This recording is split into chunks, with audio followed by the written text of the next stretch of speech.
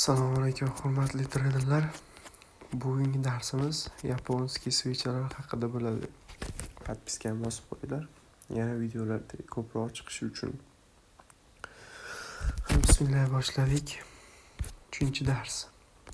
Xo'p, sizlar mana Trading View'ni ochib ko'ryapsizlar, mana narxlar o'ynashini, bu yerda har xil ranglarni ko'ryapsizlar. Xo'p, bu yerda mana qizil, yashil ranglar nimani anglatadi deb o'ylaysizlar? Xo'p, bir o'ylab ko'ringlarchi, nimani anglatadi? Bular qizil rang narxning tushishini anglatadi. Yashil rang esa narxning oshganini anglatadi. Ya'ni ko'rib turibsizlar, men mana ko'rib turibsizlar, misol uchun mana bitta mana hozir 1 minut.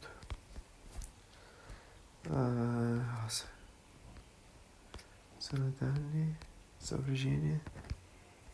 Как mana ko'rasizlar. Yashil rang narxni oshirgan. Qizil rang esa narxni tushirgan. Xo'p, qarang, ko'rasizlar mana. Bittasida narx oshgan, bittasida tushgan. Bittasida oshgan, bittasida bunga nisbatan tushgan mana. Tanasi mana tanasi bu yoqqa pastga tushgan mana. Bu yoqda ham ko'rishingiz mumkin. U savdoda nima bo'lyapti? Xo'p, savdoda mana misol uchun buy, ya'ni narx oshyapti. Tillarning narxi mana bu yerda oshyapti, mana bu yerda tushyapti. Mana bu yerda oshyapti, mana bu yerda tushyapti. Tushyapti-da, yana oshyapti. Tushunyapsizlarmi? Narxning o'sishi va pasayishini anglatadi qizil va yashil ranglar. Bu yerda trend bo'lyapti, lekin bu yerda trendni keyingi darslarda tushuntiraman. Albatta shu xuddi shunday hodisa bo'lyapti. Xo'p, bularni ko'rishimiz mumkin. Ya'ni yaponskiy mana bunday ko'rinishda bo'ladi. Yaponskiy switchlar narxning osishi yoki pasayishini bildiradi. Ular yashil va qizil rangda bo'ladi. Qizil switchlar, qaranglar, e'tibor beringlar, narxning tushishini anglatadi. Soyalar narxning oshgan va pasaygan nuqtalarini bildiradi. Tana narxning ochilgan va yopilgan nuqtalarini bildiradi mana. Ko'rishlar mumkin. Mana bu yerda mana bu ko'rsatib qo'yganim, ya'ni mana buni ko'ryapsizlar. Mana bu ko'k bilan, ya'ni violet rang bilan yashil rangda ko'rsatib qo'y. Bu aslida qizil switcher timsolida ko'rsatyapman. Qizil switchada bu sariq bilan belgilab qo'ying. Mana bu ikkita violet rang bilan yashil rang. Mana violet rang bilan yashil rang narxning ya'ni yaponskiy switchning soyalari hisoblanadi. Mana bu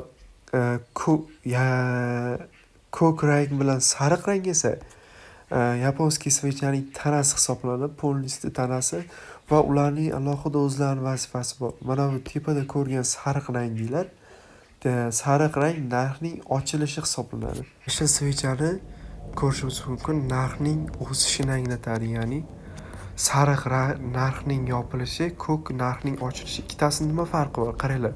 Bunda sariq narxning ochilishi edi, bunda esa narxning yopilishi, ya'ni bu yerda ochilishi bo'lgan qizil switchda. Bu yerda yopilishi bo'lyapti. Ko'k narxning yopilishi bo'lyapti bunda. Bunda esa yashil switchda esa ko'k narxning ochilishi bo'lyapti. Hozir Trading View'ni tushuntirib ko'rsataman.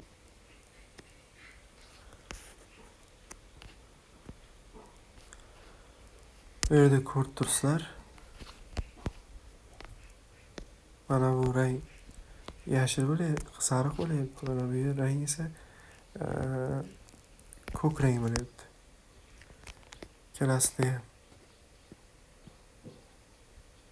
Ikkalasida ham. Ammo lekin ikkalasining o'rtasida katta farq bor. Nima desanglar, qaranglar, mana bu yashil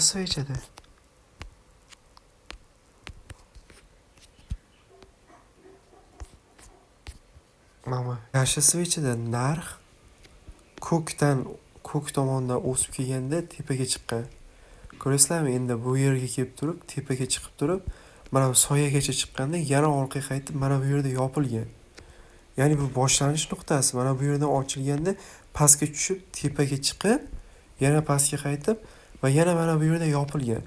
Endi yopilgan nuqtadan yana bitta svecha ochilgan. Va bu svecha tepaga chiqqan, ya'ni yashil bo'lib. Keyin esa qandaydir narx ta'sir qilib turib pastga tushgan. Pastga tushib borganda mana bu yerda yopilgan, ko'k nuqtada. Ko'rasanmi, bu yerda ochilgan, tepaga chiqqan, yopilgan. Bu yerda ochilgan, ya'ni yopilgan joyidan ochilganda tepaga chiqib pastga tushib, keyin yana yopilgan. Mana bu yerga ham tushganda yana sal tepaga chiqib, mana bu yerda yopilgan. Bunlar agar baland bo'lib ketadigan bo'lsa, ochilish nuqtasi, yopilish nuqtasi baland bo'ladigan bo'lsa, yashil bo'ladi. Lekin pastda bo'ladigan bo'lsa, tanasi yopilish nuqtasi yashildan pastda bo'ladigan bo'lsa, qizil bo'ladi. Yaponskiy svechalar xuddi shunday tartibda bo'ladi. Bugungi darsimiz o'z nihoyasiga yetdi. To'xtanglar, yana bitta narsa qolib ketibdi. Yashil svechalarda bular nima rolni anglatadi? Bular narxning o'sishi va tushishini anglatadi.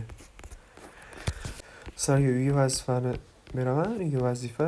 Ya'ni o'ynashini qanday qilib tepaga ko'tariladi, qanday qilib pastga tushadi, hammasini ko'rasizlar mana. Mana bu yerda ko'ramiz mana. Ko'rib turibsizlar mana. Svechalar pastga, tepaga o'ynayapti. Ko'rasizlar, pastga tushyapti-da, qizil bo'layapti.